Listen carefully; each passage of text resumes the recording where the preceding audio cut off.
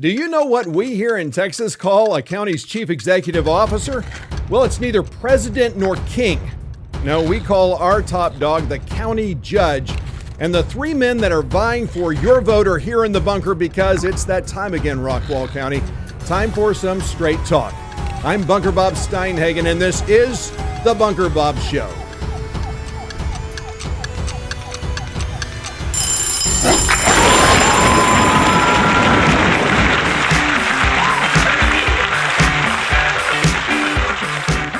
Welcome back, friends, to the fourth of 10 Republican candidate forums being held in the bunker. And if you live in Rockwall County, you're going to come away from this with a great sense of where each candidate stands. And I'll bet you'll learn a few things along the way, because I sure did. For those new to the state of Texas, the term county judge is a confusing one for sure. And while he officially resides over the county commissioner's court, no judgments are ever made when the court's in session, but the decisions made there impact every citizen who lives inside the county. This is why the race for county judge commands so much attention, along with the races for each of the four county commissioners, two of which are on the March 1st primary ballot, along with the county judge, among others. And the two candidate forums for county commissioners will be posted in the coming days, so be sure to keep a watch for those. Now, I want to give each candidate the opportunity to put their best foot forward, which is why, as I have always done, the candidates received a copy of the questions before they had to decide to participate. Through the magic of video, we create the illusion that both candidates are in studio at the same time. However, each candidate sat down with me for a one-on-one interview, which is edited together to create the illusion that they're here at the same time. This is why I will ask follow-up questions of one candidate but not the other, and why the candidates do not respond to one another's answers. In fact, the first time either candidate will have heard the answers from their opponent will be after the show has been broadcast. Now, I never place time limits on candidates' answers. However, when they go long, and sometimes they do, especially in this one, and you know who you are, we will edit it for time. Now, before every interview, I do let every candidate know that they can re-answer or restate anything that they say, because the purpose of today's show is for them to be the best that they can be. So, let me introduce the candidates for today's show, and I want to start with incumbent county judge David Sweet, who is currently serving his second term as the Rockwall County Judge after re-election in 2018. Prior to his 2014 election, he served 4 years as the mayor of the city of Rockwall after being a member of the city council for 2. He was employed as a sales manager for 20 years with Coca-Cola, Pepsi, and Bimbo Bakeries. Bimbo, great organization, by the way. Very much so, sir. Judge Sweet is serving as the president of the executive board for the North Central Texas Council of Governments. He serves on the board of directors for the Rockwall Area Chamber of Commerce and a member of the Rockwall Noon Rotary. In addition to being a member of the Rowlett and Royce City Chambers of Commerce, he is a former board member of Rockwall Meals on Wheels, Boys and Girls Club of Rockwall County, and the Rockwall County YMCA. He is also part of the broadcast team responsible for broadcasting Rockwall ISD sporting events. Judge, great to have you here today. Thank you, sir. Appreciate you, Bob. Absolutely. Thank you for doing this, man. You bet. Look forward to it. And now I'd like to introduce Frank New. Well, Frank New is a transplanted Texan originally from the small town of Gore, Oklahoma. He and his wife, Carrie, also from Oklahoma, made Texas their home while Carrie attended law school at Baylor University 25 years ago, and they've never looked back. Frank and Carrie lived in Dallas for a few years and then Rowlett, but knew they were looking for something truly special, and after an exhaustive search, the news settled on Rockwall County as the ideal place to raise their family. Frank owns a successful commercial flooring company that he built from the ground up and has served his community in many ways since moving to Rockwall County in 2009, beginning with 6 years on his neighborhood's HOA board. In 2017, Frank fought for and won a seat on the Heath City Council, which he still holds today. and has been elected mayor pro tem of Heath by his fellow council members. Frank has spent the last several years working to strengthen Rockwall County through his service on the board of Rockwall County Emergency Services Corporation, as a member of the Rockwall County Emergency Management Committee, and as a member of the Rockwall County Road Consortium, as a member of the Rockwall County Open Spaces Alliance, and as a member of both the City of Heath COVID Economic Recovery Task Force and the Rockwall County COVID Economic Recovery Task Force. That sounded like, and Rockwall. Okay, so it's both in Rockwall and Heath. And There's Rockwall. where, that's why, and see, you do this to an Aggie, and this is what happens. So Frank's wife, Carrie, serves this community as the chief of the Family Violence Prosecution Unit for the Rockwall County Criminal District Attorney's Office. The News are members of First United Methodist Church of Heath, and they have 3 children, Noah, 20, Wiley, 19, and Evan Claire, 14. Frank, it's great to have you on the show. Thank you. Glad to be here. So let's meet John Beaman. John moved to Heath in 2011 and began to serve and give back almost immediately. Even while earning his college and master's degree, John made sure to give back to the community he loves. He serves on the Board of Adjustments and as precinct chair for the GOP. Let's get that straight. GOP precinct chair. Before running for city council and being asked to serve as get out the vote chair for the Rockwall GOP. John serves his community in various roles and continuously looks to help others. During his tenure on the Heath City Council, John voted to uphold the citizens' desires by approving the comprehensive plan in 2018, consistently voted to lower taxes, and was and is always available to meet and serve the community. Additionally, John continually supported the Department of Public Safety, continually voting to increase their budget and provide them the resources they need. Moreover, John voted to approve supporting the small business community when the COVID-19 shutdowns went into effect, when the City of Heath used sales tax dollars to support our local businesses, a strategy that our community loved and that worked very well. He earned a BS in economics at Liberty University and graduated summa cum laude with honors, where he also earned an MBA with a concentration in leadership with a high distinction honors. He also holds a graduate certificate from Yale University. Now, John was part of the leadership Rockwall class of 2018. The blue tie guy for the Rockwall Children's Advocacy Center, which is basically an ambassador for that great organization, right? Yes, sir. That is correct. And in 2018, the Rockwall County GOP recognized John with the Sherman Sparks Award and was a Get Out the Vote chair for the Rockwall GOP. And so what a great honor to receive that award. It was very, very much of an honor. Thank you. Yeah. Professionally, John has ownership in one small business, Merchant Masters, and manages another small business, the McGraw Council, that helps small businesses achieve their American dream by implementing proper structure and good management. In less than a year, he helped service 1,100 clients and delivered resources to over 1,600 small businesses nationwide.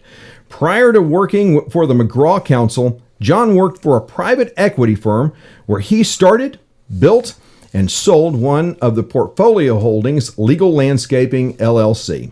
John is married to his beautiful wife, Nicole. And how many years have you been married? Less than a year. Married in October. Oh, my goodness. Newly minted. How's it going? Very well. Very blessed. Very thankful. Yeah, you are blessed. That's wonderful. And they attend Lake Point Church in Rockwall and plan to raise their future children in Rockwall County. When John is not serving his community or helping small business owners, you can find him in the gym in the early hours of the morning or shooting guns at the gun range. You may be able to find me at one of those places, but not both. But it's great to have you here, John. It's an honor to be here. Thanks for having me. Okay, the first question is, why are you running for election or re-election as Rockwall County Judge? John? Great question. One of my favorite to answer. Oh, good.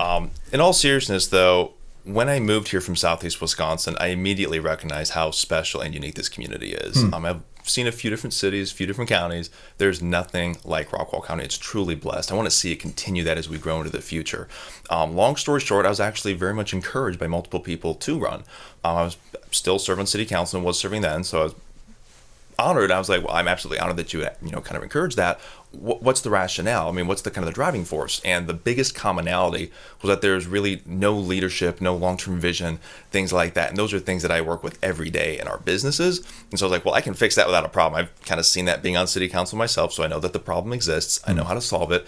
I do need more than that to run a legitimate campaign, though. Vision and leadership are very soft topics, both very important, but you need concrete deliverables. So my first gut instinct, so to speak, is, well, let's take a look at the budget process. And when I started doing that at the county level, I was rather surprised. Okay. Every year is very much of a new year. It's, where do you think we should set it this year? What do you think we should do? Well, we need a little more of a philosophy. One of the things that we did in Heath very well is use what we call the equivalent tax rate. Not effective, equivalent. So here's the key difference. What we did was we adjusted the tax rate to compensate for appraisal increases. That's the benchmark that I want to bring to the county. And what do you mean by that? Great question. So one of the problems that we have, which ties into another issue I'll mention in a minute, you'll hear very frequently, I lowered your tax rate. I just lowered your taxes. Thank you. Well, if you lower the tax rate 5%, but your appraisal goes up 10%, yes, the rate was lower, but as a taxpayer, we're stuck with a 5% increase. Right. You got to at least be honest and transparent about it. If you're not lowering that pool of property taxes, at least be upfront and say, hey, tell you what, we can't lower it that much this year. There's no philosophy. There's a lack of transparency, to be frank. These are things that I think we can do much better. And I think that's one of the other things that's really important to me as well, a reliable marketing and communication plan. If you look at Rockwall County as a business, it's a little under a $40 million budget. We don't really have a communication plan. It's kind of scattered all over the board. If you look at some of our emergency communications and things, are you on Nixle? I am. Same thing. I'm on Nixle as well. Sometimes it's rattling off like clockwork and it's awesome. Other times it's inconsistent. That's kind of our emergency communication channel. We are now using the emergency communication channel to push out election updates, register to vote. There are other ways to do that. We don't really have that consistent marketing communication. I'll give you another one on the lines of communication. One of the biggest complaints that I've seen amongst the residents of Rockwall County is not being able to attend the county court meetings because they're every other Tuesday basically at 9 a.m. Hey, I'm working. I can't get out there. I understand the logistics of having to do the meeting at 9 a.m. because those are full-time positions. That being said, it is not hard to implement a quarterly town hall or monthly Facebook Live update. These are just small little examples that we can incorporate to increase transparency, increase engagement. These are things that I would like to bring to the county. I'm familiar with them. I've worked with them in our businesses. I think we can incorporate them into the county very well. So long story short, that's what I'd like to run. I'd like to see Rockwall County be the best it can be, to be that premier example of good government, one that protects our constitutional rights, one that strengthens our economy, one that protects our high quality of life. All great goals, but they don't just happen by themselves. We don't have that long-term plan. I want to bring that long-term strategic vision, that strategic plan, so that that dream can become a reality. So while cities have to have a comprehensive plan, counties really don't. Is that right? And oversimplified, yes, we do not have that long-term comprehensive business plan saying, hey, when we're built out, because we know we're still growing, the question isn't it's not, do you like the growth? Is it good? Is it bad? Well, that depends on where we want to be, in 10, 20, 30 years. One of the differences between a business and a business you build to liquidate at some point in time. A government you build to last a very, very long time. Obviously, the United States is a young country, so it's only a couple of hundred years, but you build for that end destination. Example, we're projecting our growth to hit about 275,000 population. Right now, we're at about 107,000 population. We need to be building for that end goal because when we get there, we won't be able to leverage growth. We're relying on growth right now, which is not a bad strategy if you're working to that end goal, but we don't have the end goal. That's the problem. It's kind of like going hunting. Someone offers you a gun. You want to hunt with a 9mm or a 45? I don't know. It depends. What are we hunting? A little bit of the same situation here. We don't have that end goal, so it's kind of scattershot, hoping something sticks. We only get one shot to grow here in Rockwall County. I'll give you one more. I'm passionate about it in case you can't tell. It's great. And by the way, I think a better metaphor would be a shotgun or a 243 rather than a 9mm to go hunting because just exactly. Just to help you out there. Go. But you're at the gun club a lot, so you shoot all sorts, don't you? Exactly. Yeah. But go ahead. Another one that you had. Wisconsin is the home state of the Republican Party. It was founded in southeast Wisconsin, and it is no longer Republican, sadly. It is not what you would call a conservative stronghold, which is a shame. We know Texas to be the conservative stronghold, but it doesn't stay that way just by itself. It needs to be proactive. We need to have that vision, that strategic plan on how to capitalize on that. That's what I want to bring to Rockwall County. We got one shot to make sure it grows properly. John, so you're from Wisconsin. Yes, so sir. what about those of us who are always concerned about, the carpetbaggers that come into our great state and they want to change it and make it just like where they came from? How do you respond to people who maybe levy the charge of he's not from Texas? I came to Texas to be Texas. We're doing things right down here. If you look at, I'll give you a few comparison contrasts up north. Yes, property taxes are a little higher here than what you see across the country. However, I can at least say you're getting what you paid for the most part. Because let me tell you where I'm from. Small town, I'll leave it unnamed for the benefit there. Although everyone who knows me knows where I'm from. Yeah. We had 2 high schools, East and West. The problem is the East was on the west side and the West was on the east side. A little bit of a problem there. It's a microcosm. We also had an income tax, 7%. Income taxes don't work. I'm glad that we banned it here in our state constitution. That was huge. I come from an entrepreneurial family. So when we were just looking at the economics of it, we were like, well, let me see here. We have a 7% income tax. We have a stagnant economy. It's 6 months of winter, which is royally awful to be frank. And then we were like, the people in Texas are great. The economy is great. They're doing things right. We identify with them more than we do with the politics up here, especially. Why the heck aren't we there? And it was one of those funny divine things. The Lord started moving and put things in our path, and everything just lined up perfectly. So that's kind of the reply. We share the same Texan values. Very good. Frank? Well, Bob, it's a simple question. We need to get things done.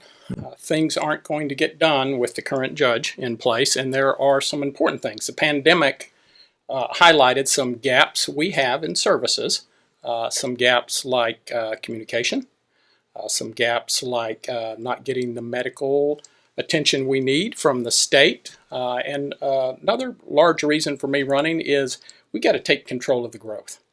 So we're allowing the developers to determine how Rockwall County develops. Amen. We're allowing the developers to put the cities in a weak negotiating place, and that's not good for the cities. It's not good for the county. We've got to take control of it, and there's a couple ways we did that in the city of Heath. Number one, we redid the comprehensive plan and made it robust, got rid of some high density zoning, called them obsolete, and said our standard is 1 home, 1 acre. Now, the county doesn't have a comprehensive plan, as you know, but they have subdivision regulations. Now, they redid those about 1.5 years ago. They stopped short of where they should have gone. I would like to see it a little more robust, and I would like to see them actually enforce the subdivision regulations instead of allowing variances. We can't let the developers, no matter how often or how loud that they cry they're going to sue us, there are things that you need to dig in your heels, and when somebody's fundamentally trying to change what is best about Rockwall County, that's the time where you dig in your heels. So making the subdivision regulations more robust is something that needs to be done, and enforcing them. The other thing we did in Heath that I was a large part of is we made our tree mitigation plan have a little teeth. Okay. That is a beautiful ordinance. What that does is it requires the developers to lay their cards on the table. So they have to mitigate all the trees that are on their development. They have to tell us how many they're knocking down, and if they knock them down, they have to replace it caliper inch per caliper inch.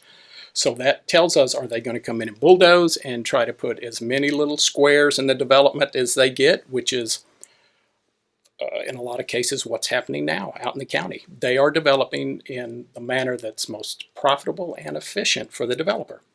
I have no problem with the developer making money. I'm a capitalist. Yeah, you're not anti-development. Absolutely not. Right. Just you can't come in and do something that fundamentally changes the concept of Rockwall County that your neighbors have bought in on and supported.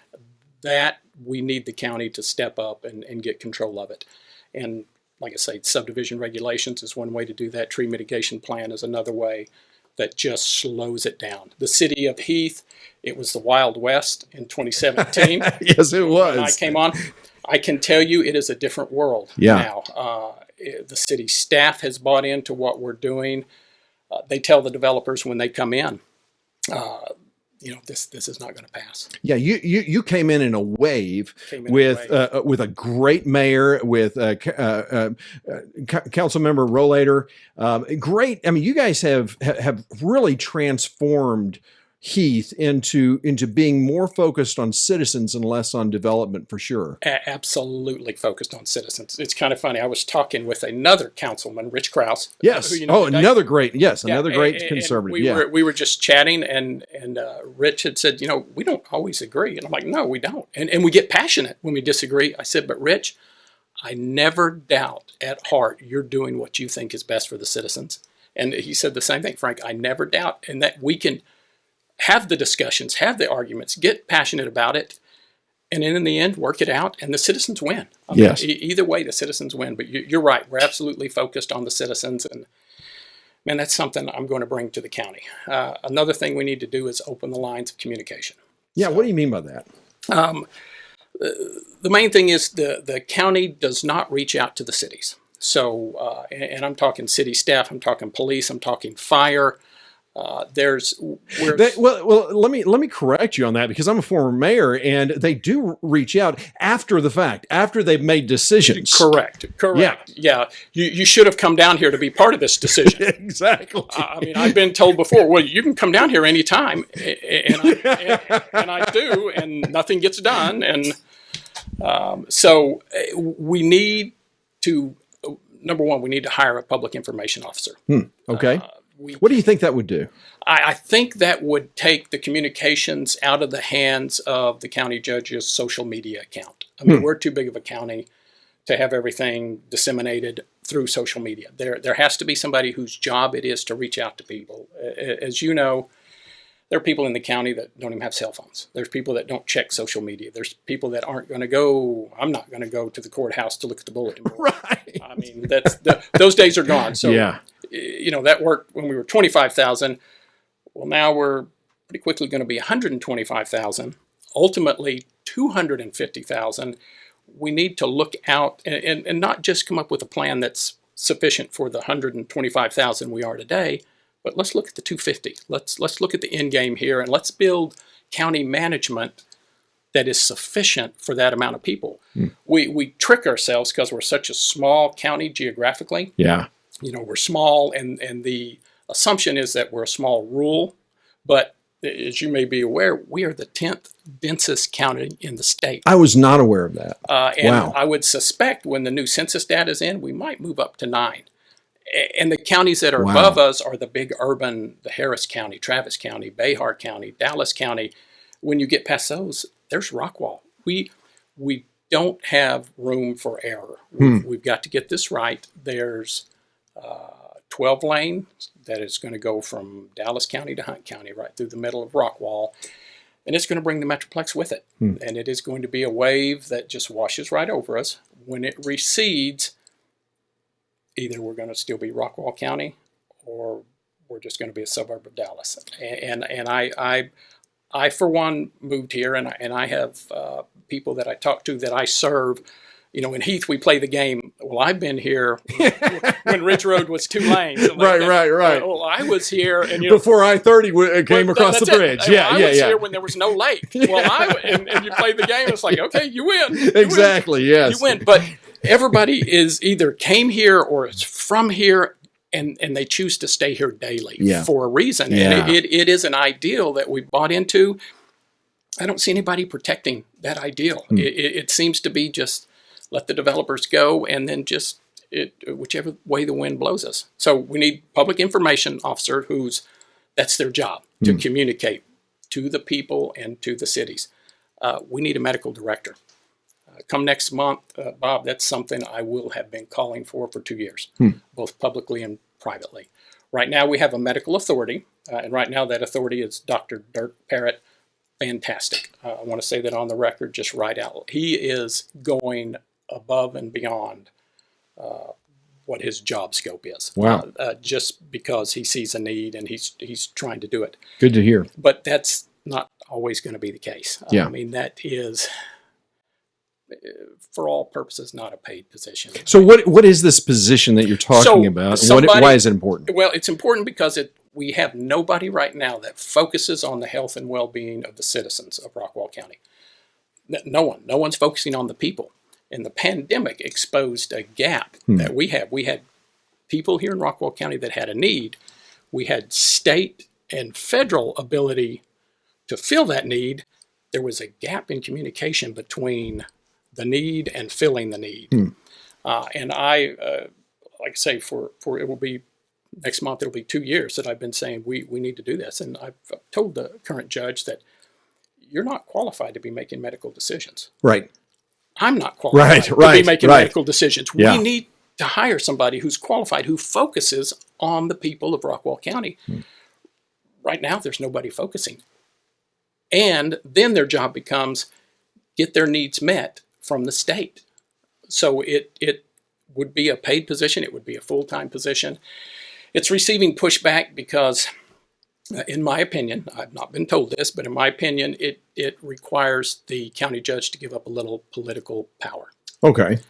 Which is the right thing to do. I mean, are you going to play politics, or are you going to serve the people? There's a need. So I can tell you, 2 years. What will this person do? Well, they will focus on the citizens. They'll focus on what the needs are. Is it testing? Right now, it would be testing is what it would be. But it goes beyond that. So as I've started my campaign and gotten out, and I'm huge on law enforcement and fire protection. Yeah. So I'm out talking to those people. I talked to Sheriff Garrett. As you know, he was our chief. Yes. Yes, he was. Great asset. I mean, great good sheriff. Aggie. Yeah. Well, there's that. There's that. Something that he said that just it just blew me away, and it shouldn't have. Approaching 70% of the people he has in the jail are on some sort of psychiatric treatment. And I guess if I would sit down and focused and thought about that, crime and mental illness probably go hand in hand. But as I talk to the doctors, doctors who I'm not going to say their name because I'm not asked their permission. Sure. But they say, Frank, that's a huge problem. So, Frank, as a conservative, it concerns me when I hear people talking about adding more bureaucrats. Yes. Because that's basically what it is. So, why is this a need and not just something convenient? So, it's a need because we are not going to be past this virus. And when we get past this virus, the next one will be here. And then the next one will be here. So, early on, we set up testing in Heath, where I was sitting with a bunch of doctors, epidemiologists, immunologists, and they actually thought I was telling a joke in the way they laughed when I said, there's no way we could have known. There's no way we could have predicted. Well, they thought I was being funny and started naming except Ebola and H1N1 and swine flu and bird flu and Zika virus and West Nile virus, and it comes in predictable patterns.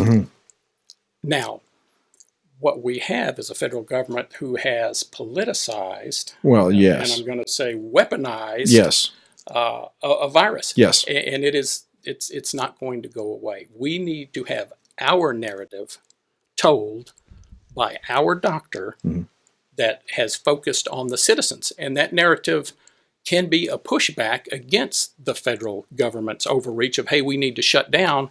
I would like to have our medical director say, wait a minute, let's look at this holistically.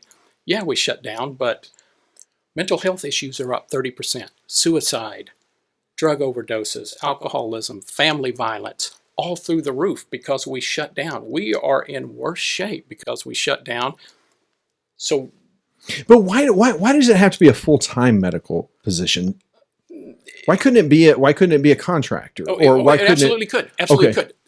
Okay. And I'm not stuck on a full time. Okay. But what I need is just somebody to focus on the citizens and communicate with the state, because that's the other gap we found. We don't communicate the way that they want us to communicate, and it creates, so we don't have the full time person.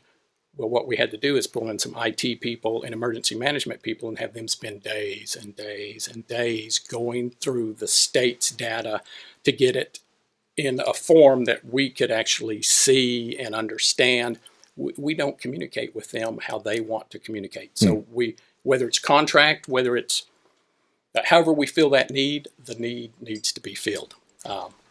Very good. So we got that. Need to clear the smoke.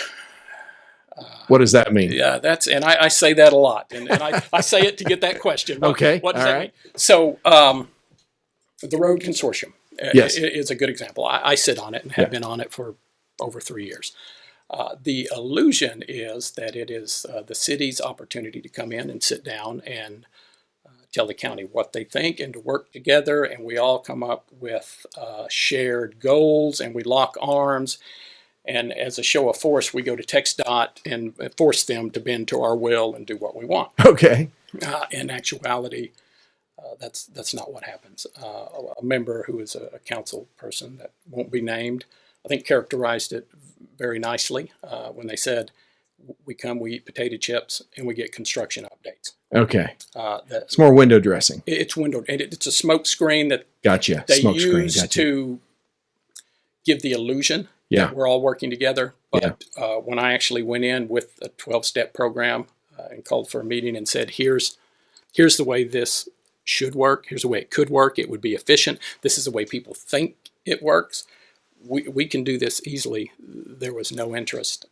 They do not believe that anything needs to be changed. Yeah, I think it was Councilmember Herron who was on the consortium when I was mayor, and he would basically come back and give reports about here's what the state's going to do. Didn't really get a sense that he was really had the platform to really contribute to that discussion. No, there's no, and my city manager, asked that question, when do we come contribute? Yeah. When do we? So the irony is the city of Heath, me, Mayor Elam, and the city manager actually called for a meeting at TxDOT to just say, hey, you tell us.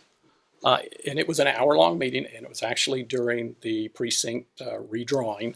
That you recorded. Yes. So the irony is I couldn't be there for that because I was at TxDOT. Well, you were there for a the lot first of it. one, Yeah. But the second one where they actually voted on it, I was at TxDOT. I see. That's eye-opening. So they will just, TxDOT works for us as well. So they'll just tell you how it works.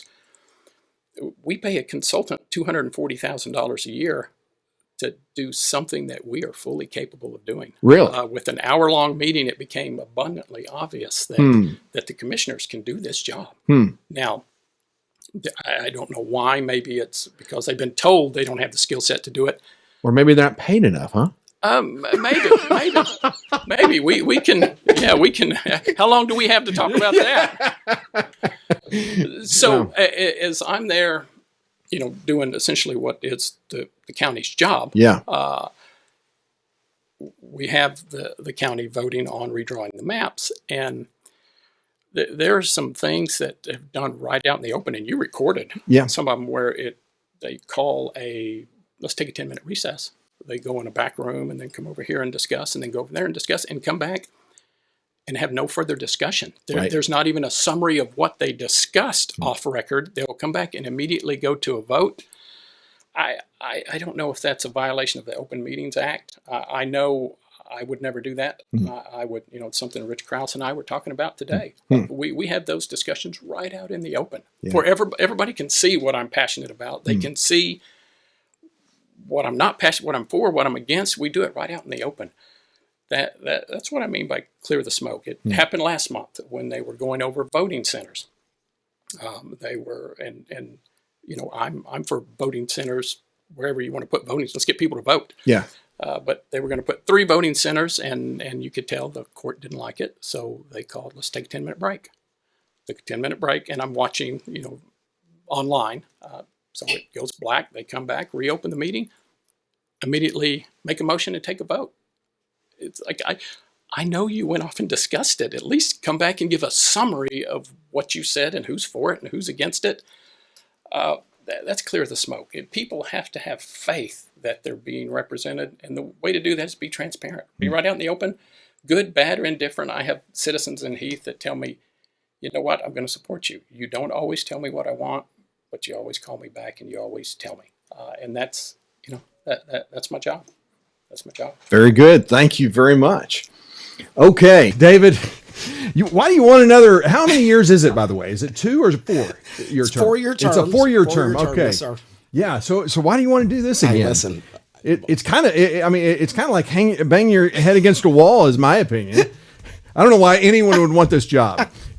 I love it. Yeah, I really, really do. Why? Because Rockwall's just an amazing, amazing place to live. You know, I've got two sons, and one of the things that I've always mentioned was I want to do the things today and be part of making those decisions, impacting our community to where as they go away and go to school and begin to build their lives and build their families, that they'll want to come back and be part of Rockwall County.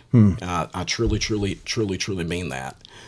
And so, you know, I've enjoyed my time, as you mentioned, reading that long bio a minute ago, being able to serve as a council member and as a mayor and as a county judge. Far from perfect, but I have loved having a seat at the table and being part of making those decisions that are impacting our community. So Very good. look forward to and look forward to being given the opportunity to continue to be able to do that. Okay. Next question is, do you have a faith? And if so, what is it? And how will it or does it guide you if elected or reelected? Frank? I do have a faith. I'm a Christian. Yeah. We're members of the First United Methodist Church Yes. In Heath, which is another indication that I'm not political by nature. Because if you are political, you make church decisions based on how many people go to this church. And we go to the small church, Okay. which doesn't have the voters, but it's the church we chose. And my wife and I, we chose Methodist. I grew up Pentecostal. I grew up in a small town in Oklahoma, going to church every Sunday with my grandparents. Wow. Boy, that is a big switch. Yeah, it's a big switch. It's a big switch. I would invite my Baptist friends. I would crusade just to watch them freak out when the action started. Oh, man. And my wife was Lutheran. Okay. Wow. Yeah, so we roughly split the difference. And if you can call it the split the difference, I don't know if you do that either. It's a big difference. It's a big difference. Oh, man, so, that's awesome. But yeah, my faith, it does. It impacts everything I do. I mean, I'm not in this looking for, political gain. I don't want to be a politician. I want to serve the people. There's things that need to be done. I want to do them. I'm a servant at heart. There's a job that needs to be done. In the end, I swung back and forth. Do I want to do this? Do I not want to do this? Because it's a hard thing to put your family through. It is. In the end, the ultimate decision was, 5 years from now, 10 years from now, I'm either going to look back and be sad and sorry that I didn't step up and do what I knew was right. Or even if I lose, I will look back and go, you know what? I did what's right. At least you threw you were in the arena. I was in the arena. I tried, and then I'll be able to live with that. My consolation prize is I go back to my family and I spend more time with them, and that's a heck of a consolation prize. Very good. Thank you very much. John, how would you answer that? Great question. So my wife and I are both members at Lake Point Church, which is part of the Southern Baptist Convention. Personal testimony, I accepted Christ when I was 4 years old. Very young, but old enough to know there's a difference between right and wrong. Got baptized a couple of years later. So to answer the question, born-again Christian, the Bible is my doctrine. How does that guide my political beliefs, my political actions? Morals are absolute. Morals don't change with time or circumstance. There are some things that no matter what, right is right and wrong is wrong, period. I'll give you an example. I'm endorsed by Texas Right to Life. The right to life is something that is pivotally important to me. You can never justify proactively taking someone else's life.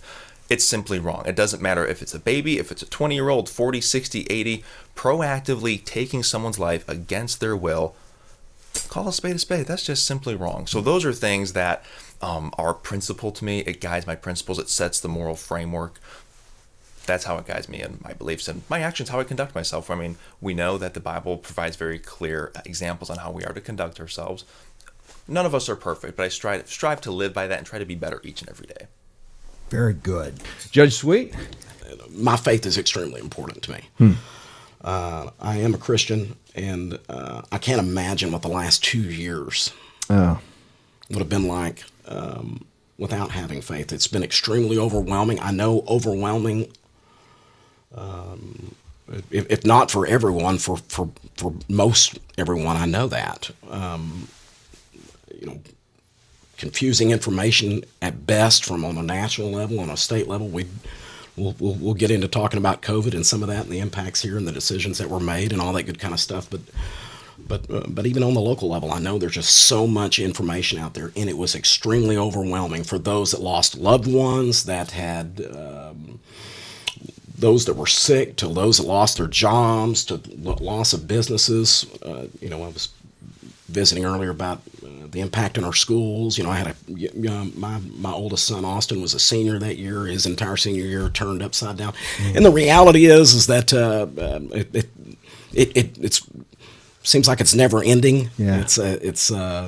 It continues. And again, going back to the idea that it was overwhelming at times, and the idea that why I was overwhelmed and caught off guard sometimes and confused and disappointed, that one thing that was the same was certain, and that was God. The idea that while this thing,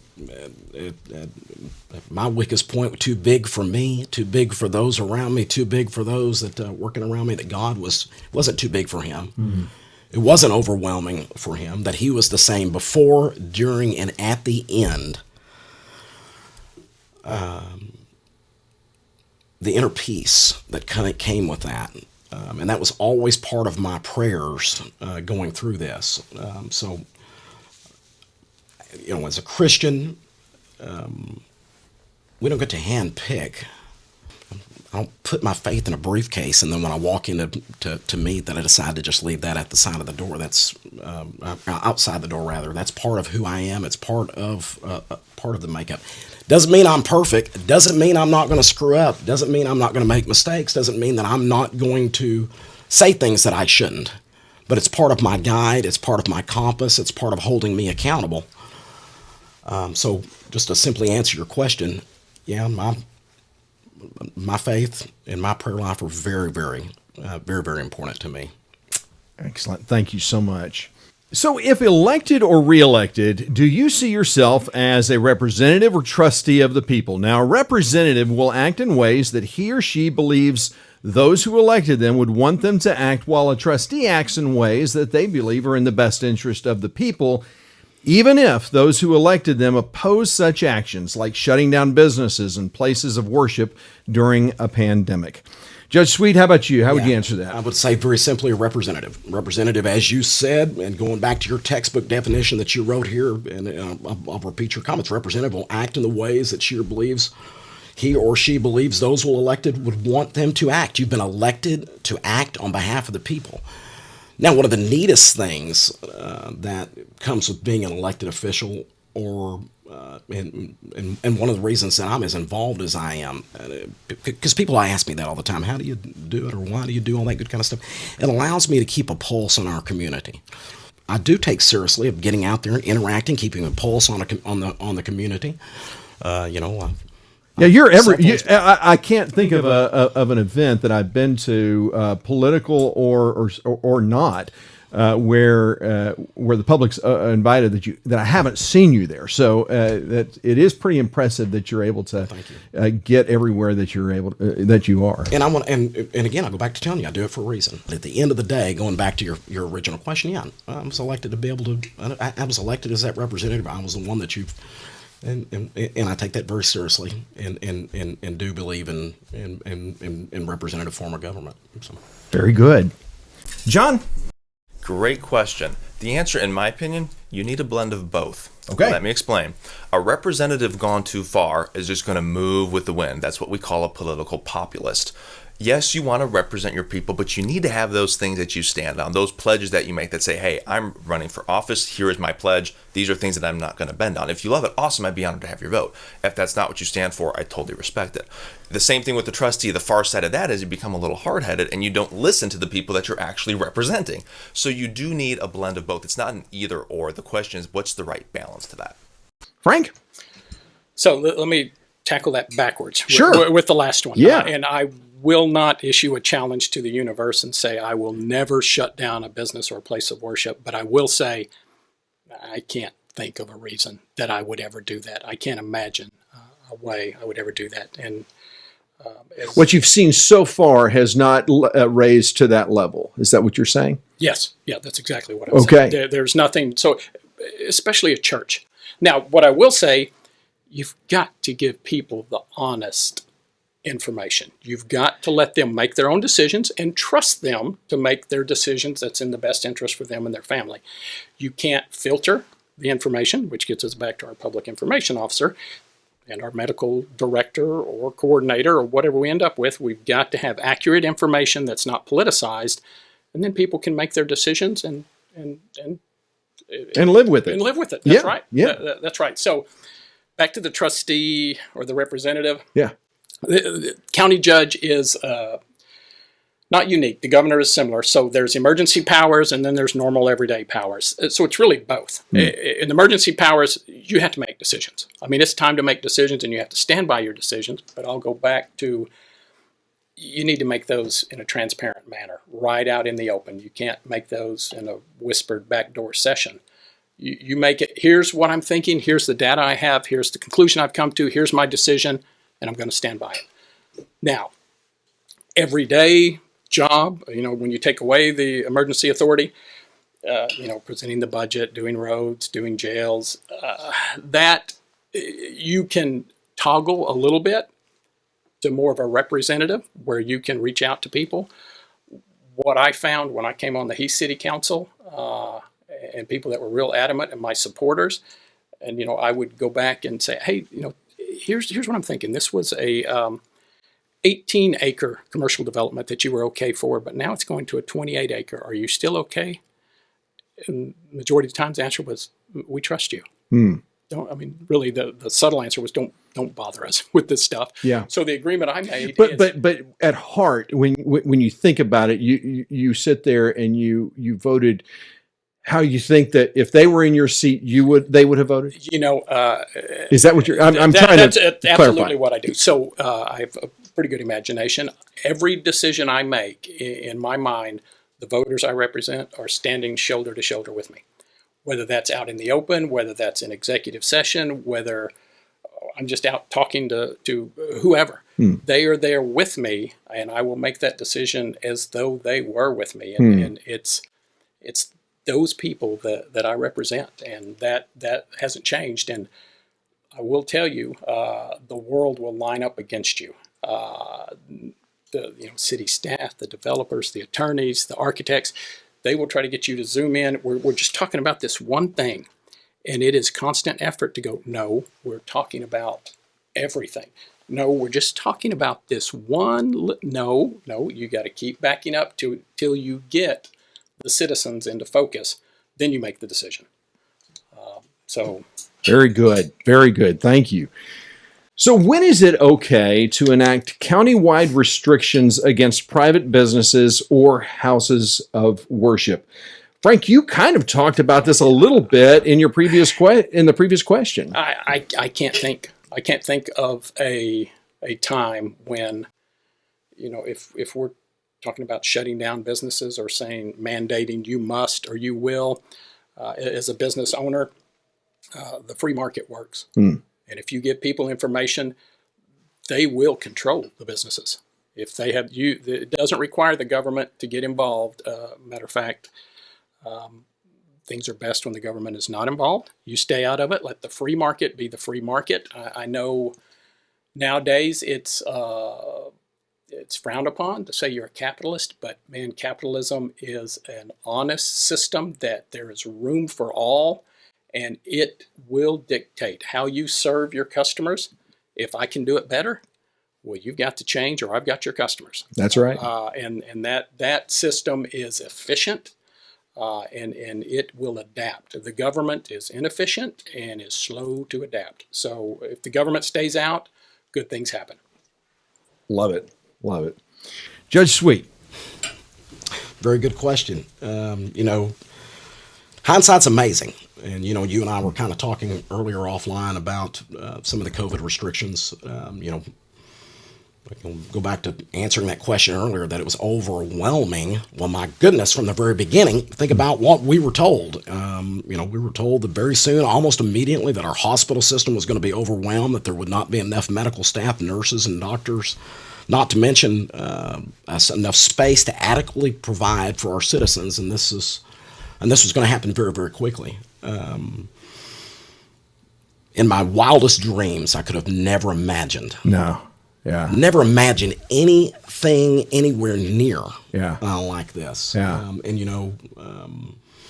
We did enact, some restrictions here locally. But again, as I said a moment ago, hindsight's amazing. And we learned very, very quickly. Number one, I don't believe, to answer your question, Yes. No, What? No, that I do not believe that it's okay to be able to, that we should enact When restrictions. the question is, when is it okay? When is it okay? I don't believe that it is okay. Okay. Now, we did enact local restrictions at the very, very beginning. Okay. We really, really did. And We what were slowed those things down. restrictions? Because I don't recall. I If you remember, that's okay. If you remember correctly, we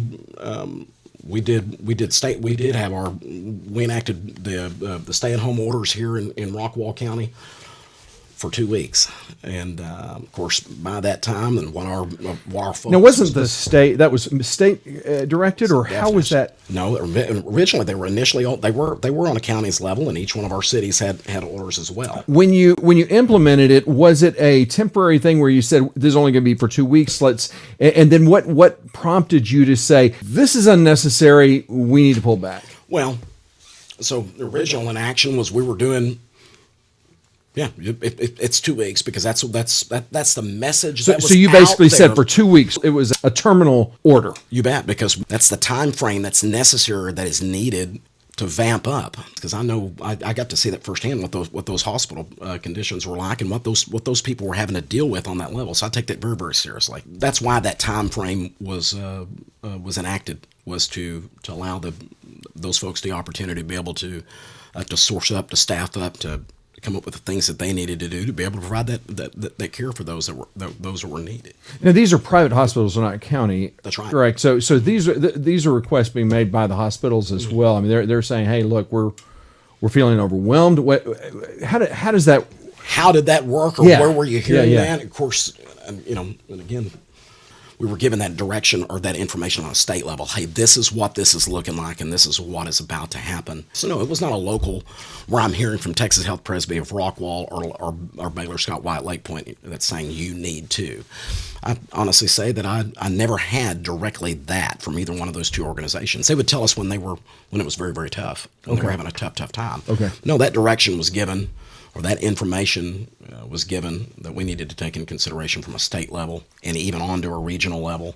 So if something like this ever happened again, would you ever order something like do that again? No, not at all. I think that, again, I go back to, we knew immediately. I am proud of the fact that we were able to catch our breath and being able to prioritize those things and identify what we needed to focus on, the things that we can control. Some of this stuff, there's tons of questions. There's a high level of unknown. It's, as I mentioned earlier, it's overwhelming. Let's focus and let's work on the things that we can control. If the governor were to mandate closing down businesses and houses of worship, can the county judge say no? I don't know whether or not the county judge can specifically say no. So it's the enforcement provision of that I would think would be the case, or most necessary tool if you're going to measure or implement or enforce, I guess you would say. Or not enforce. Or not enforce someone's order. Yeah. I don't mean that as a non-answer, but no, there's nothing that, when you had a statewide order, we ensure that people make sure that they understand what's going on. But I didn't feel as though the county, we, of course, as we should, make sure that people are aware of communicating that information. We weren't specifically in the county judge in emergency management. We weren't in the enforcement business. Yeah. If that makes sense. That makes sense. John? Great question. So I'm going to kind of view this in the light of the pandemic. Yes, that's a good idea. What we're looking at. Exactly. If you look at the role of government, first and foremost, it's to protect our rights, period. So the bottom line, oversimplified answer would be, if there comes a situation where leaving that open infringes on our right, I'll give you an example. If you get into a world war or a biological attack or something like that, that's an infringement on our right. That's a totally different situation. Unless it's violating our constitutional rights and prohibiting our economy and really negatively impacting our quality of life, that's not the government's role to shut things down. That's not, when you kind of look at the Bill of Rights, which I understand is a national federal document, but you work it down, it has very real application to even local level things. So it comes back to the situation, that question, does this specific action help protect our rights as Americans? If the answer is no, get that thing out of there. It doesn't belong there. If the answer is yes, then we can keep taking steps forward down that decision tree process, so to speak. But the bottom line answer is only when it helps protect our rights, which would be an extremely unique situation. You're talking World War I, World War II, things like that. Very good, very good. You know, I have a simple fundamental philosophy that the role of government is to do the most good for the most people at the least cost. Where government cannot meet that standard, government should not act.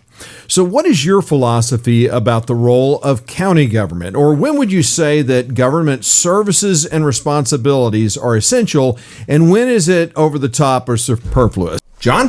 Good question. Here we go. Here goes the nerd discussion. Love it. Yeah. So this is the second question in the decision tree process. If it makes it past the first one, yes, this helps protect our rights. Yes, it helps strengthen the economy. Yes, it helps protect quality of life. Then you can go down that line. All right, is the government the best one to do this? In Texas, there are specific things that the county is obligated to do. So for example, under 225,000 population, we're at 107, remember, the county judge is the chief budget officer. So the budget is like one of the first things you got to watch. The next one is county. These are by statute, by the way. Yes. County roads, jail system, sheriff department, and then emergency management. Those are by statute what the county judge is required to really manage, so to speak. When you're talking about getting into other things, I think one of the other things, that third question in the decision tree process, so to speak, does it impact multiple parties within the county? So I minored in public administration, actually wrote a case study on it. Oh. When you have cities within a county and that city is able to handle it independently without needing the county, and it does not fall under the statutory requirements, it's probably a good idea to put that at the lower level of government, more localized, give more power to the people. That's probably the right thing to do. When it starts impacting multiple cities throughout the county, that's a little bit of a game changer now. And so that's kind of the decision tree process. When it impacts multiple parties throughout the county, multiple jurisdictions, that is probably a good idea for the county government to step in as an influence, a guiding role. Very good. Judge? First and foremost, the vast majority of services, almost all of the services that are provided on the county level, specifically here in Rockwall County, are statute driven. Yeah. We're the ones that are responsible for, we have the only detention center, the only jail here in Rockwall County. So you've got your court system, your detention center. You know, we've got, of course, we've got the tax assessor's office for managing vehicle registration, and many other services that are our responsibility. And then I know that here in Rockwall County, that we are, that our citizens expect adequate levels of service, and we want to ensure that we're making sure that we do that. We are a customer service business. We're people taking care of people. I've always said it, and I firmly believe that the people that are taking care of you, the citizens of Rockwall County, that's the number one asset that you trust me with. You know what's interesting to me? What's that, sir? Is that as we're talking, you're responsible for the staffing and the budgeting and to departments that are led by elected officials. And you're right. That's interesting. I just realized it's kind that. of funny when you think about it. Yeah, it's kind of an interesting balance. It is an interesting balance. The vast majority of those making those decisions are individually elected officials that we do have the budget responsibility for, that we do have the responsibilities of approving the staff, providing those tools, those resources. But in most cases, if not all cases here in Rockwall County, that's not an issue. You don't have a Democrat this, Democrat that, Republican this, right? Exactly. I mean, it is what it is, right? Philosophically, there's a fundamental principle that we all agree on. Exactly, and I think that we all understand who we work for, what those expectations are. There are 10 department heads that work directly for the Commissioner's Court that I manage on a day-to-day basis that provide the other services that we're responsible for, too, here in the county. But between those 10 folks and the elected officials at work, I think they know what our citizens expect, because we hear from the same folks. It's not that hard, in my opinion, to be able to row in the same direction. The last thing that comes to mind on that in that question, answering that question, is staying in your lane. Yeah. If that makes any sense. Yeah. Expand on that. Yeah. When you talk, you touch on the idea. You go back on the most good for the most people at the least cost. And services and responsibilities are essential. We are, again, I go back to saying that the vast majority of services here in Rockwall County that we provide on the county level we are statutorily responsible for. Or an exception would be, for example, the county library. But, we're not statutorily required to provide a library. But the voters have approved that. The voters have said, and that's been in place for a long, long time. And yeah. At the courthouse, there's that jogging trail thing that was put in. That's not necessary, right? Yeah. That was something that was that was added. And so, things like that. I mean, we're not talking about a lot of money. I realize. But, I get it. But overall, that's the kind of thing I'm asking.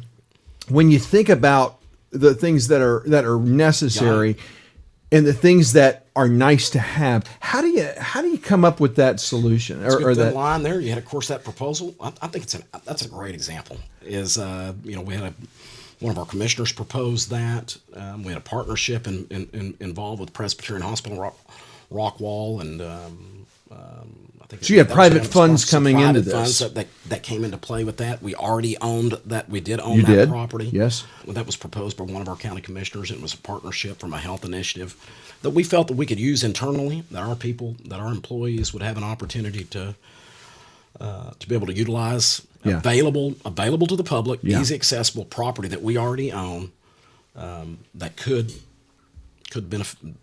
benefit all. Fortunately, we're not in a spot where we have to make those decisions quite all the time. But, but I mean, I think it's a very good example. Frank? I couldn't. I could spend a lot of time. I couldn't put that any better than you put it. To do the most good for the most people at the least cost. So the county and the cities, by design, have some overlap, and that's something that if you open a line of communication, we can work on efficiencies where we don't overlap. I mean, the fact that the cities are bearing the burden a lot of times of fire out in the county, and the county just says, keep it up, good work, we appreciate it. Yep. We're gonna build more. Yep. That needs to be a conversation we have. But as far as government being essential, there's a couple things that fundamentally I'll tell you the government is essential. Yeah. Number one, protect my freedom. Yep. Protect your freedom. And number two is your safety. There you go. So if you're not safe, roads don't matter, sewers don't matter. The fact that my cell phone doesn't work in certain areas doesn't matter if we're not safe. So, you get those fundamental, protect my liberty, protect my safety. Everything else the private citizens can and do better. Love it. Next question is, define conservative in a county with exponential growth where government services must expand. Frank? I'll just start with limited local government. The closer the government is, the better. The more the free market can take from the government, the better. Again, it goes back to, if I'm your county judge, I protect your freedom and your safety. I don't need the standard creep of government that by design it has to start eating liberties. I mean, at some point it just gets so big it has to. I mean, they're looking for things to do. Ronald Reagan said as government expands, liberty contracts. Oh, it has to. It has to. And I will tell you, at Heath, Texas, we run a real efficient, lean ship. And I have people that will tell me, hey, Frank, I called down there yesterday at 2 and they didn't call me back till today at 9. And I tell them, well, that's great. I mean, we run so lean. We could hire 12 people and not struggle to find things for them to do. But we run lean because we are really focused on what you're getting for your tax dollar. I mean, solely focused on it. Love it. Great. How about you, Judge? Defining conservative with exponential growth. Defining conservative with exponential growth. I'm always going to be mindful of the fact that we're spending taxpayers' money to provide those services. Always going to be mindful of the fact that we're using taxpayer money to provide the services here in the county. That's never dismiss that from the equation. But again, the responsibility that comes with that is not ignoring the obvious that we do have an expectation to be able to provide the services on the county level. Another thing that we have to remember that I think that people need to keep in mind on a versus a county as in a city, we don't collect sales tax on the county level. Vast majority of the revenue that is utilized to fund the services in the county level, it's taxes. Property taxes. Property taxes. Yeah. It is what it is. It's property taxes. As well as we've got some revenues that come from fines and so forth. But the vast majority of that is taxpayer money. That's always got to be part of the equation, that I've got to be able to look you in the eyes, and I've got to be accountable for always keeping in mind, and I'm always mindful of the fact that that we're using taxpayer money to provide those services for a fast-growing county. And I think a lot of taxpayers don't understand when they look at their tax bill what percent goes to the county versus the city versus the schools. The schools, You bet. which is the majority Absolutely. goes to the schools. Absolutely. Yeah, the smallest percentage of your tax bill goes to the county. And I'm proud of the fact that we've been able to keep the tax rate. Keep the tax rate low. Yeah, very good. John, how would you answer this one? Great question. Here's how we go through the process again. Is it essential to governance? Does it help protect our rights, strengthen the economy, preserve the quality of life? Does it abide with the statutory requirements? I'll give you an example here. One of the things I think we need to do is provide a real marketing approach. Right now, we don't need to hire a full-time marketer, thankfully. The county judge can afford the time to help make that happen, provide the strategy, and then delegate the actual duties. That would be one example. No, it's not statutorily required, but as part of being a transparent government that's accountable to the people, that would be one component where, go ahead, please. I can see the Well, yeah, I'm just curious. You say marketing. What does that mean? I mean, we're marketing to who? Great question. So in business, we have customer journey maps, target audiences, so on and so forth. So when we're talking marketing, we're marketing to the people of Rockwall County. To the stakeholders. To the themselves, stakeholders, yeah. correct. You also have communication channels to elected officials because there is information that they will need very quickly, like, for example, during the snowpocalypse, as I like to call it. Yes. As a member on Heath City Council, I received some inaccurate information at different times. It was very, very difficult to help make the right decision when you're getting conflicting information. It's inconsistent. It's not timely. It's tough to work with. Having a clear marketing/communication strategy, whereas this goes out to this list of contacts. These are the elected officials. These are the appointed officials. Here are the community stakeholders. We reach the community stakeholders through mass communication, something like Facebook Live, open town halls. You're probably going to reach the elected officials more directly, something like an email update, phone update, something along those lines. So that's part of like the marketing. So it's more of a communication specialist. Very much so. Marketing and communications are often blended depending upon the size of the organization. Yeah. So you'll see me use marketing and communications interchangeably. Sure. But yeah, marketing/communications, that's what I'm talking about when we're talking communicating and sharing the word, so to speak, being transparent, open to the stakeholders, the people, helping and really empowering the elected officials to do what they need to do by giving them the accurate information, things that the county would be responsible for, aka emergency management. You know, both you and Frank have similar views on communication. The county has not been doing a good job of communicating. Can you give me kind of some specifics on what you would like to see with this new position moving forward? Great question. So one of the things that I would like to do is implement a live in-person town hall at regular intervals. I think we have a little bit of my concern is based on talking to people is that we have a little bit of distrust at the county level. Well, I mean, when you say live in person, I mean, there's only a few people that you can put into a room. You've got a lot of constituents. Would you somehow broadcast that so that people don't actually have to travel if they don't have the time to do it? So the bottom line answer is yes. The way I see it is that you would have your in-person where you absolutely could broadcast and things like that, but that would be much more of a, hey, I want to meet you in person. I want to step up to the mic. I want this recorded in the minutes, something like that. Then you also have, in addition to that, Facebook Live, something like Facebook Live where you broadcast it. That can be done a lot more frequently because it's a heck of a lot easier to organize. You don't record government minutes. And so there are some technicalities you have to watch. However, you can very easily provide a factual update. That's the type of thing that I would like to do. Frequent, as in monthly. Again, I would like to get more input from the stakeholders, the residents, elected officials. But I think something along the lines of a monthly Facebook Live, a bi-monthly or quarterly in-person live town hall, things like that to make it more accessible, more visible. You can create events for it. It's very easy when you know how to leverage technology, it's not hard to get the word out. That's what we want to do. We want to make the government as transparent as possible. We want to increase engagement to earn the constituents' trust back. That's what we're talking about doing. Excellent. Do you support government funding or tax abatement incentives for private ventures like local restaurants, stores, technology companies, or even professional stadiums? And if so, what limits would you put in place to ensure that government is not picking winners and losers? John? Great question. So this is where the economics comes into play and is really, really helpful. You do not want, as a government, get into the business of picking winners and losers. However, there are situations when a public-private partnership can make sense. So I'll give you a distinction here.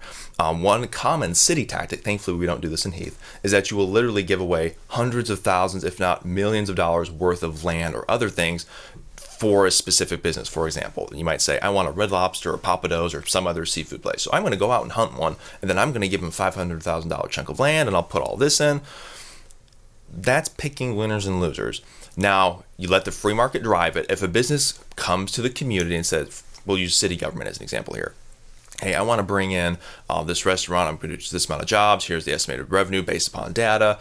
I need a little help over here. It's a 3-year payback. Then it's positive ROI. All right, that's something that we can collaborate on. It's the free market drove it. They're proactively seeking it out. It's an immediate, concrete, positive ROI. Most ROIs in government, number one, they're not measured, which is always a scary thing. That's true. And number two, when they are measured, it's typically 30, 40-year payback. Personally, I'm against that kind of a payback because there are too many things that change. Look at America and Texas, Rockwall over the last 30 years. Too many things can change over the course of 30 years to be banking on ROI. Now, when you have a short payback, it fits in the comprehensive plan, so to speak. It's free market driven. You're not picking winners and losers. Then a public-private partnership can make sense. It's kind of like debt. Debt is neither good or bad inherently. It's how you use it that makes it good or bad. So it's kind of similar along the lines of public-private partnerships. When government initiates it, that's a problem. That's not the way it's meant to be. When the free market initiates it and drives it, then we can entertain a conversation. Now, neither you nor Frank were on the Heath City Council when the deal with Standard Service and Tom Thumb were made because they received government incentives. How do you feel about those incentives that they were given? We were and are very, very blessed in the fact that I think it's safe to say it's generating a positive ROI or will within the next 12 months. Not every deal goes like that. You can call it skill, you can call it dumb luck, you can call it what you want. Thankfully, it's worked out very well to date. Well, thank you very much. Frank, how would you answer that? I do not support that. Okay. I don't support tax abatements. I don't support, especially at the county level. There's no reason for the county to get involved, especially a county like Rockwall County, where we have good schools. Great schools, yeah. Where we have, right now, if we make some changes, we're going to have wide open spaces. I mean, we have enough that draw people here. We don't need to pay people to come here. I've seen the company I own does commercial flooring. So there's, XYZ company comes to town and they've got an 8-year tax abatement. And well, guess where XYZ is going in 8 years? Yes. They're like a grasshopper that hops to the next city, then to the next city. And so you get a temporary boost, but then you get an empty building, and then you get your constituents mad because you are picking winners. I mean, when the government takes tax dollars from the citizen and gives it to a business, they are picking a winner. Yeah. And I don't think we need to do that. We need to get back to protecting freedom and safety and stay out of the free market. Love it. All right, Judge, how would you answer that? I'll simply say this. Let's talk about on the county level first and foremost. We've only had a couple of conversations that didn't evolve or didn't even go that far of considering of whether or not we would have any interest in being able to participate in something like that. And to clarify, you're not going out and seeking them. These are private ventures that are coming to you. Correct. We've had private ventures that have come through the cities, and then the cities have asked a couple of examples to where they've asked, and again, nothing came out of these two examples. Yeah. So no, we do not have an economic development effort. I serve as a liaison on behalf of the county to the economic development corporations, to REDC, and to CDC and Roy City, as well as the others. But there's tools that are in places in the city level that are voter approved to where that have been very, very successful in terms of growing economic development here in the county, in Rockwall County, city of Rockwall, city of Roy City, those Heath, Heath, absolutely, have been very successful with that. So we haven't been in a position to be able to do that, and I don't have an overlying yes or no, other than to tell you this, that because I would listen to, because it's our cities, and in the instances that I was using earlier, that was two of our cities that had a very quick conversation with us, and again, they didn't evolve, didn't go anywhere with it, but I don't want to be in a position where I'd say that we wouldn't look at anything, but I would be very, very tough. It would be, it'd have to be an extraordinary circumstance, I think, for us to take into consideration of that, because we also got to take into consideration about the impact that that's going to have on the full county. I'm not looking at one, again, they've been very, very successful. We know the Rockwall Economic Development Corporation has been extremely successful in securing businesses here in Rockwall County, Royce City as well. You mentioned Heath, you bet, and they were voter approved. Those were voter approved efforts. And so is that a part of your criteria that voters would have to approve something like that? If it ever came to it. Yeah, I would think in terms of, the question is, would you ever do it through executive authority or with the county? Would you allow the county? I mean, I don't know that you could stop, but would you try to put a roadblock if the county commissioners wanted to do it without taxpayer approval? I think it'd have to be a case by case basis. Okay. But I can tell you that it's got to have a tremendous benefit. It would have to have a tremendous, tremendous benefit for us to do anything as far as abatements are concerned, or I can't see, not incentives, a tax abatement, tax abatements or something like that on a case by case basis. Because it's got to have an impact. The county participated in the TIF over there in the harbor for 10 years. Yes. And of course that wasn't extended. Yeah. That's no longer in place. And so the rumor about you trying to get Cowboys to move to Rockwall, you're not trying to build a new Cowboy stadium? That was just a rumor. That was just a rumor. Yeah, that was just a rumor. I'm a huge Cowboys fan, but not that much. I'm not that big of a fan. I'm okay with them being over in Arlington. Okay. Yep. Very good. Yep. Very good. Voters approved the road bond in an election with one of the lowest voter turnouts in Rockwall history. The question is, did voters make a good or bad decision? And had voters rejected it, would you have supported opening reserve funds to pay for it, as commissioners did to build the county courthouse after voters rejected it in two separate elections? Now, why or why not? Judge Sweet.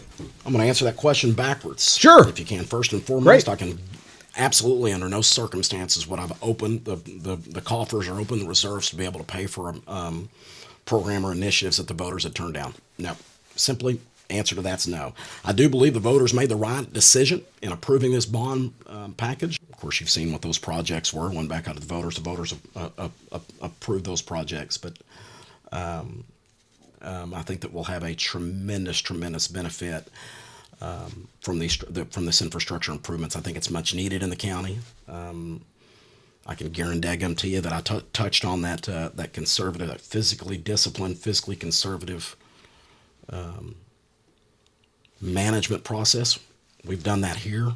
We'll do that throughout this process as we manage these construction projects. But I definitely believe the voters made the right decision. I think the Commissioners Court made the right decision as we unanimously made that decision to go out to the voters. And I think in this case, based on the history of our success with this project, with our transportation efforts, again, I go back to the idea. I think if I would have not done that, I've been sticking my head in the sand and ignoring the obvious. What do you say to those who say that the consortium is really just window dressing, that they're really not there to participate, but to feel as though that they have a place at the table without really contributing anything? I'm glad you brought it up.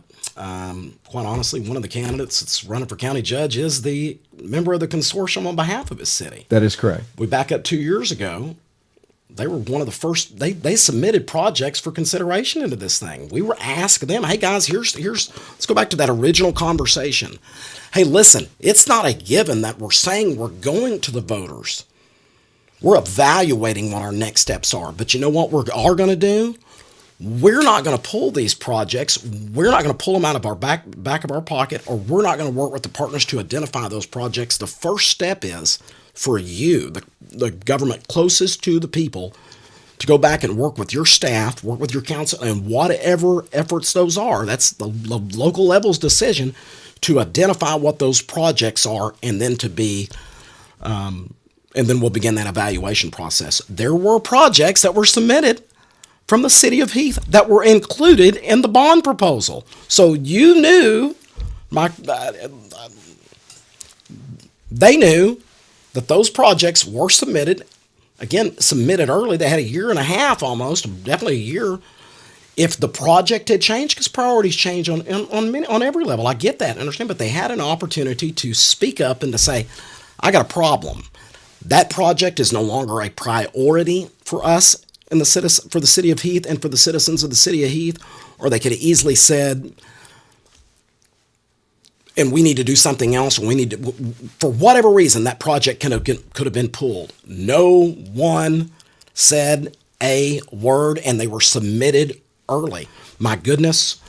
And the fact that you were charged and challenged with presenting the project, and you could have changed it right up until the last minute. For the life of me, I really don't get that one. Also, don't dismiss another part of it that you said in this question. Folks, go vote. Folks, go vote. Folks, go vote. You reference lower voter turnouts. I'm extremely sensitive to that at any point. I'm telling you right now. Bond elections are always, these times they're always low voter turnout. I know it. And but you're right. I mean, please vote. There's 2 points to that. First of all, I agree with the voters are not paying attention. They're either not paying attention or they just don't care. The second thing is, in hindsight is 2020. We brought the RISD folks here to talk about their bond and to answer questions because I had questions. They were able to answer them. Didn't do that with you, and so that's on me. And so I'm assuming you would have. I would have knocked the doors down. Okay. One of the things that I did was I went and made presentations to, and remember, I'm even not even the. It's my job, and all 5 of us could have. All member of that commissioner's court could have, and would have. I'm quite certain, but I don't. I won't make that mistake again. But I will promise you this: one of the things that I did was I made presentations to our chambers of commerce. I went and spoke to our real estate groups. Presentations all over the place. So your presentations were out there, and I won't make that mistake again. All right, John. Great question. So this is one of the roles of government again. I don't believe it's the elected officials' responsibility to tell people whether or not they made the right bond vote. That's up to the people, period. We're hired, in essence, it's a job interview. We're hired to implement their wishes along the lines of something like that. When you have a public bond issuance and the people vote, it's our job to implement their wish on that. That's representative government. Yes. Going forward, and let's say hypothetically it was denied, like the courthouse. Do I support opening reserve funds for that? Absolutely not. I think there are things you can do to plan ahead. For example, one of the things that we're doing well in Heath, we're setting aside monies for things that we know we're going to need in the future. We know that we're going to need a fire station. So we start putting money aside. We save huge money on interest, on debt. That's good government. That's good planning. When the people speak very clearly on an issue, that's their vote. That's their voice. They are telling us what they want, what we, the people, want. Our job as elected officials is to enact that. So do I support tapping into reserve funds when the voters vote on something more or less twice? No, that's not something that I will do.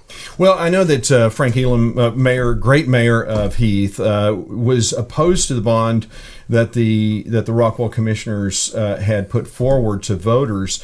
And do you agree with the mayor, or how did you feel about how the process went? I actually went on public record about this a couple of times. My concern with the bond is that there were no guaranteed outcomes. We were essentially writing a blank check, so to speak.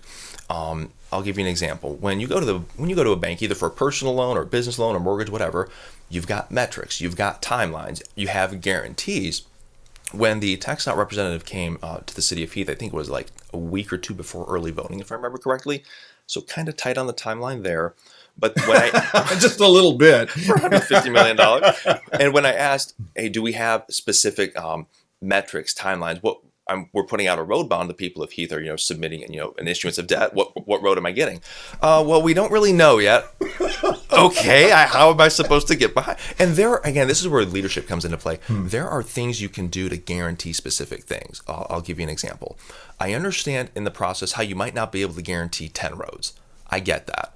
But you should be able to rephrase. You can structure it in such a way to where you can guarantee 1 or 2 roads. I've at least got something that I can work with now. And I'll give you another example. There are roads in Heath where expanding them is exactly what we need, and it would be awesome. At the same time, we don't want to feed it outside of our city into, ETJ or uncharted territory, so to speak, because that's not benefiting the people of Heath. And as city councilman in the city of Heath, my duty is to represent them. And so in that situation, we're issuing debt when there's no guaranteed outcome. There's really no metrics. There's really no timeline. That's something I kind of have a hard time getting behind. If I was issuing money, giving a loan to a business, and they said, well, I can't guarantee any of that, I would sit back in my chair and go, you know what? We might not be the right fit for you. That's how I look. Again, look at it from a business perspective. What's my ROI? What is my return? When does it take place? What am I guaranteed? What safeguards are in place to ensure that I don't come out of here getting totally hosed? I didn't see a whole lot of that, and that's something that I have a hard time supporting. So yes, I believe in the expansion of roads, but I believe in doing it the right way. Very good. Frank, how about you? I would not override the voters. I think that is, so many words are coming. I don't know what our rating is here, but I wouldn't. I just wouldn't. Just that's in no way, shape, or circumstance is that appropriate. Now, going back to the road bond, I alluded to that earlier. Yes, you did. I took a lot of flack because I stood up and said via social media, this is dishonest. I am not voting for it, and I don't think you should vote for it either. As did Mayor Elam. He actually went to county commissioners. He did, and I was proud of him for that. But why was it the wrong decision? So, and I'm not going to say it's the wrong decision, because here's what I said to the judge and to the commissioners. You just got to tell people the truth. I mean, it's going to pass. Road bonds typically pass. But you can't give them information that's dishonest. And let me tell you what I mean by that. So we had a list. The road bond's $150 million. So we have this list that shows a location. A road has a narrative of the work that's going to be done, has a dollar amount associated with that. Yes. Well, you add up all the narratives and the dollar amount, it equals $150 million. Okay. Well, if you go back to the list, there's things that can't be done. There's things that are way underpriced. There's things that are way overpriced. So as I brought that up, and I said, this list is a lie. And at one point, it was after a consortium meeting in September that was just, I thought at one point I was going to have to fight my way out of it. But so I stayed afterwards, I kept thinking, Bob, there's something I'm missing. I'm missing something. So I sat down with the judge, and he said, Frank, what has you confused about this list? And I said, it's dishonest. I said, you can't tell people you're going to do something knowing you're not going to do it. And he said, well, we're going to do everything on the list. And I was sitting next to Commissioner Bailey, and I said, you tell him. And he said, well, no. He said, Judge, this list is some things that might get done, and you have the opportunity to get some of these done. And he said, 549 was on the 2008 bond.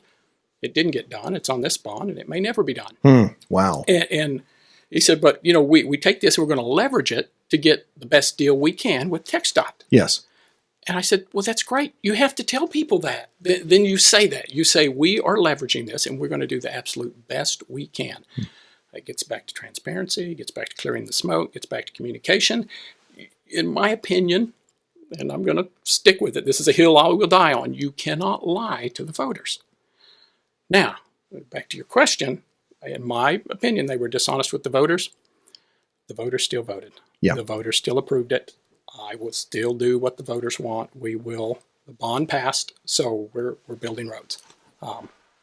Very good. Thank you. Well, what is your vision for Rockwall County? As you share your vision, include what changes, services, programs you will be advocating for if elected or reelected. How about you, John?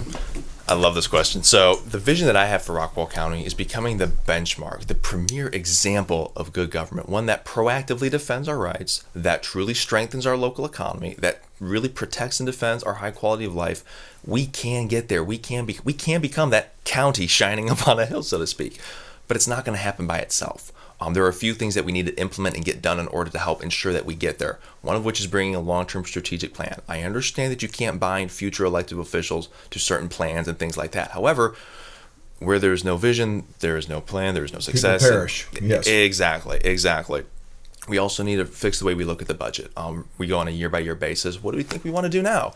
We need to put in a good philosophy that stabilizes property taxes at the county level. We need to implement that marketing and communication strategy that we were talking about earlier. And we also need to increase coordination amongst the governing bodies, specifically the cities. I'll give you one quick example of that. I don't want to digress from the question too much, but one hypothetical example, people have floated the idea of a countywide fire program. If you look at Heath, Rockwall, McClendon, Chisholm, you're looking at a situation where you, by state law, you're going to have 3 fire stations within a mile. Debt, hiring labor, equipment, expensive ventures. If you implement a countywide fire program, hypothetically, you would have one station that has the exact same amount of coverage, but you're saving on interest, you're saving on capital purchases, you're saving on hiring new labor, exact same service, quality of service deliverables, but a fraction of the cost. And there's some important details to go about. But the point is, that's the type of leadership and city coordination, because the county cannot come down and say, hey, I'm doing this. This is something that cities have to voluntarily, the people have to voluntarily say, yes, I want to do this. That's the type of coordination that's lacking that I would like to bring. So when we're talking what's our vision for the county, we want to be the premier example of good government with that order, protecting our rights, strengthening our economy, preserving our high quality of life.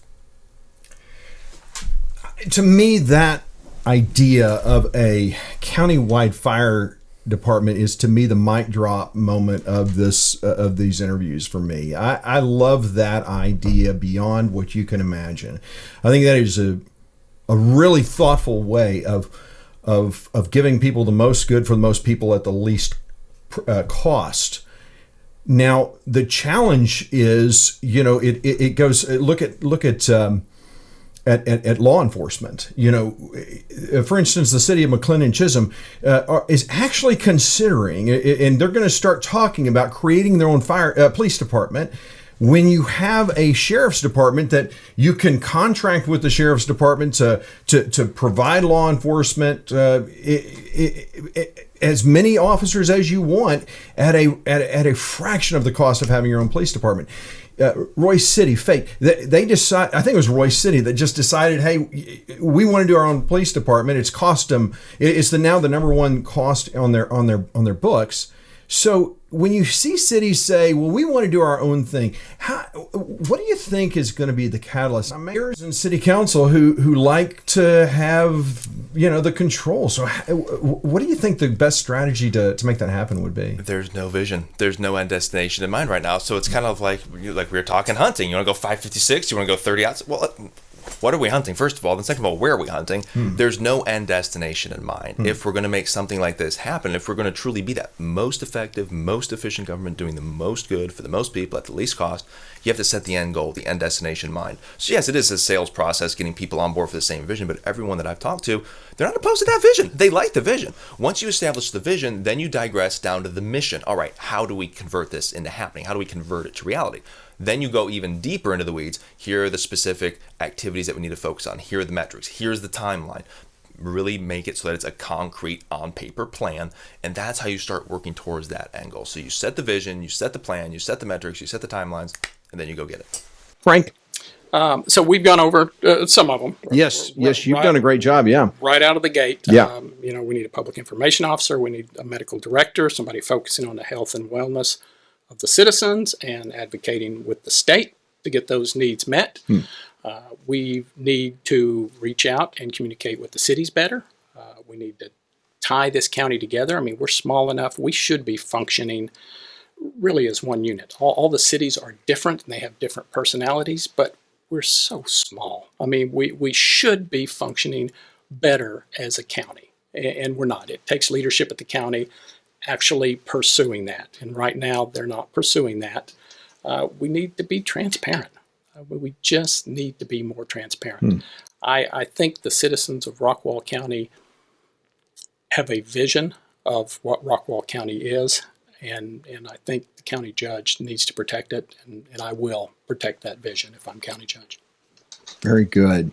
Judge Sweet. Well, thank you, sir. I appreciate that. My vision for our community, our vision for Rockwall County, is that it continues to be that special place. And also part of the leadership or part of the responsibility that comes with that is we cannot afford to stick our heads in the sand.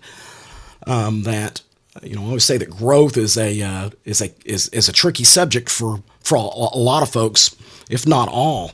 I used to say that things that you talk about U-haulers making their way into Rockwall County, that you want to be the last one across and treat 30 as a troll bridge and bring it back up when you get across. That's not going to be the case. Folks have moved to Rockwall County, and they're going to continue to. The secret's out. It is. The secret's out. Yeah. It's a good place to be. Texas is growing. It's a good place to be. It's a good place to do business. North Texas, good place to do business. And guess what, folks? Rockwall County is an amazing place to live. I want to be part of continuing to make the decisions, continue to invest in the things that make Rockwall County that very, very special place to live. We do that by ensuring improvements, or ensuring that we're addressing the items that are necessary here with quality of life. I wouldn't be a leader, wouldn't be doing my job as a county judge if I stuck my head in the sand and said, you know what? Yeah, I know we've had success in the past of improving infrastructure, and that's made it easier to get around Rockwall County, but we're going to stop now. Nope. Want to continue to be able to focus on working with our partners to improve transportation projects here in the county. I want to continue focus. We're one of the safest communities. People don't move here because that's one of the reasons you move to Rockwall County. It's a very, very safe place. Continued focus on public safety and investment, and not only in emergency management, but in public safety in our sheriff's office and deputies in our court system.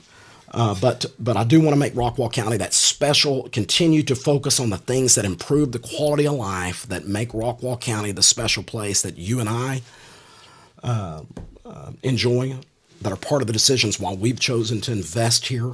And then again, as I mentioned earlier, that your daughter, my sons, that they'll want this to continue to be their home. Yeah. I think it's extremely, extremely important. And those are just pieces of, are parts of my vision, the things that fire me up for the future, not only in my role, but for Rockwall County. Well, I hope that this has been helpful for you, and I appreciate all of the straight talk that you've heard today from these candidates, and I want to give each candidate the opportunity to speak directly to you about why they are deserving of your vote. So with that, Judge Sweet, take it away. Thank you, sir. First of all, Bob, again, thank you for letting me be part of this today. Tremendous service. You and I have mentioned that offline, but I know it's very, very important, and I have a pretty good feeling that folks will take full advantage of this. So thank you for taking time to visit with us, sir. Citizens of Rockwall County, first and foremost, I want to thank you for allowing me the opportunity. It has been a tremendous honor and a blessing to serve as the county judge for the last 2 terms. Not one day goes by that I take that for granted. So thank you for allowing me the opportunity to serve in this role. As I said, be a little bit repetitive in as far as my closing, but fully intentional. We are blessed beyond measure to live in Rockwall County. It's an amazing place to live, work, and play. We've grown tremendously. We've got a lot of growth ahead of us, and I want to be part of providing those services, to ensuring that we're prioritizing the things that are important, that we're not sticking our head in the sand in preparation for the future. One of the things that I pride myself on, and make no apologies for, is that I give you every single thing that I can. I possibly can. I'm all in. And my commitment to the Rockwall County voters, to the residents of Rockwall County, is that will continue. I will do the things and will spend the time, invest the time in working with others to prepare Rockwall County for the future. I'm easily accessible. You're more than welcome to call me. I'll answer. I'll speak with you on the phone. You can reach me in my office at 972-204-6001. My cell phone number is 972-639-6530. You can call me at any time. You can stop by the historic courthouse. I'm in downtown square. Just enter any of the 4 doors, come up to the top of the stairs. You'll see my office, and I'd be glad to meet with you at any point or any time. I also want to encourage you to go check out my website. It's at davidsweetforjudge.com. But thank you again, and if I can answer any questions, I'd be more than willing to visit with you. Thank you. John Beaman, take it away. Ladies and gentlemen, my fellow patriots, Rockwall County is an extremely blessed and unique community. We will not find another community like it in the United States or even across the globe. It is amazingly unique. It's not going to just stay that way by itself. We need to be proactive, take proactive leadership, proactive vision. That's the vision that I want to bring to Rockwall County. That premier example of good government, one that protects our constitutional rights, one that strengthens our economy, one that preserves our high quality of life. These are all things that we can accomplish, but they're not going to just happen. We help transform that vision into reality by taking a strong, conservative, fiscally responsible budget plan. We help implement a marketing communication strategy to help improve the transparency of our government, improving the city coordination with the governing bodies throughout the county. These are all things that we can do, that we must do. If we are to be that city or county shining upon a hill, that premier example of good government, these are things that we must do. Please, if you have any questions, shoot me an email. I'd be more than happy to meet with you individually. Take a look at my website, johnbeaman.org. You'll see my platform plan, and then a list of those who support me publicly as well. I'd be honored to earn your vote and support in the upcoming Republican primaries. Y'all stay blessed, and I look forward to meeting with you soon. Frank? Thank you, Bob. Thank Yes, you sir. for having me on. Voters, I'm ready to go to work for you. You've heard me say clear the smoke. You've heard me come up with some concrete things that need to be changed that are not going to get changed unless we together, as the people of Rockwall County, make a change at the county level. I have the skill set to get it done. I have the willingness to get it done. I have the work ethic to get it done. I would like to be your next county judge. What I need you to do for me, I need your vote, but I need your influence. And if you could honor me when you talk to your friends, your family, your neighbors, if my name could come out of your mouth, and if you could say, I'm voting for Frank New, and I think you should too, that would be the greatest honor ever. If you have any questions, you can go to my Facebook page, Frank New, Republican for Rockwall County. You can email me, new4rockwallcountyjudge@gmail.com. New, the number 4, rockwallcountyjudge@gmail.com. Would love to hear from you. Love to have your support, and I'm ready to go to work for you. Let's clear the smoke. Let's move Rockwall forward. Well, I want to thank all 3 candidates for their willingness to talk straight with me for your benefit. Regardless of which man has earned your vote today, I hope that you will take time to thank them for getting in the arena. If you have more questions of them or wish to know more about their campaigns, I've posted links to their website in the description of today's show. If you found this show informative and helpful, please hit the like button or smash the rumble button. And if you haven't already, consider subscribing to this channel so that you can stay up to date on the forefront of conservative politics in and around Texas. Remember that you're watching this because you want to be an informed voter, so be sure to share the link to the program with your friends and neighbors who can vote in Rockwall County. And don't forget that early voting begins Monday, February 14th through Friday, February 25th, and Election Day is Tuesday, March 1st. It was Thomas Jefferson who said that when the people fear the government, there is tyranny. When the government fears the people, there is liberty. We are a country of the people, by the people, and for the people. And the only way for us to keep it that way is for you to get out and vote for conservatives who will uphold and protect our liberty. So until next time, I'm Bunker Bob Steinhagen, looking forward to seeing you at the polls. Blessings.